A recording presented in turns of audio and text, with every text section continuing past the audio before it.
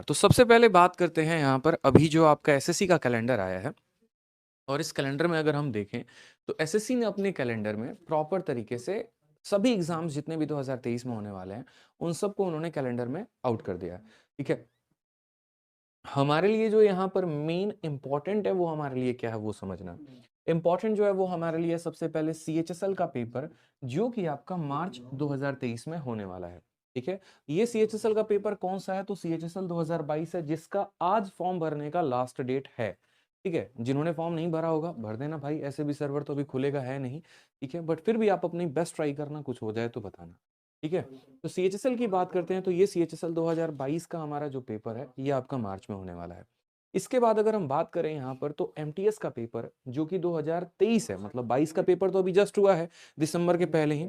MTS 2023 का SSC ने notification बहुत अच्छे तरीके से दिया और कहा कि भैया मार्च के तुरंत अगले महीने हम आपका पेपर लेने वाले हैं एमटीएस 2023 का। ठीक है, इसके बाद बात करते हैं यहाँ पर तो बैक टू बैक हम देख रहे हैं जो हमारे लिए इंपॉर्टेंट है जिनको हमने चार्ट रखा है। Selection post phase 11, selection post phase 9 और फेज 10 दोनों के दोनों 2022 में हुए हैं और अभी जो है वो 2021 में। ठीक है, 2023 में जो हमारा पेपर होगा वो सिलेक्शन पोस्ट फेज 11 का होगा। सिलेक्शन पोस्ट के बारे में आपको ज्यादा जानकारी नहीं पता हालांकि, तो इतना बता देते हैं बस कि एसएससी का बहुत ही शानदार पेपर है जहां पर 10वीं 12वीं ग्रेजुएशन तीनों लेवल का जो है, तीनों लेवल के बच्चों के लिए पेपर होता है। अच्छे अच्छे पोस्ट इसमें होते हैं। कई सारे बच्चे ऐसे जो सीजल में सेलेक्ट नहीं हो पाते हैं या वहां थोड़ा कंपटीशन या कट ऑफ ज्यादा होता है इसकी वजह से उनको बड़े प्यार से बड़े आराम से यहाँ सिलेक्शन मिल जाती है।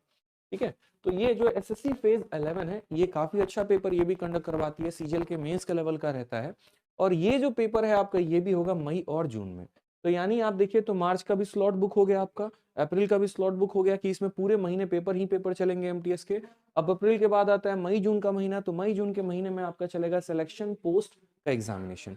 मई जून अगर लिखा गया है तो आप यहां से इतना समझ सकते हैं जरूर कि ये मई के लास्ट में होने वाला है। ठीक है, क्योंकि शुरू में होता तो जून नहीं लिखा होता, इतना बड़ा पेपर नहीं है कि महीनों महीनों तक ये चलता रहेगा। ठीक है, उसके बाद आ जाता है जो सबसे मतलब हार्डकोर एग्जाम जिसको आप कह लीजिए वो है आपका सीजीएल 2023।